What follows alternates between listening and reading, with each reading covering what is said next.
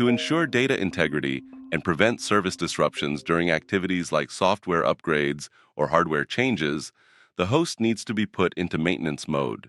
Host maintenance mode is used when you need to perform maintenance on the physical host, such as upgrading the hypervisor or replacing hardware components.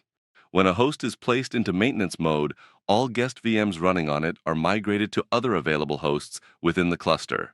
This process ensures that the VMs remain powered on and accessible.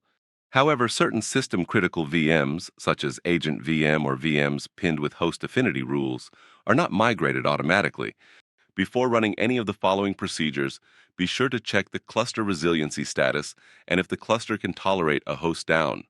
To enter host maintenance mode from the main drop-down menu in Prism element, select Hardware. In the table view, select the host you wish to perform maintenance on. Then right-click Enter Maintenance Mode and click here to confirm. Your host is now in maintenance mode, and the CVM has been automatically shut down. We recommend this procedure as the most comprehensive and safest method for general host maintenance. Please leave a comment and let us know if this was helpful. Thanks for watching.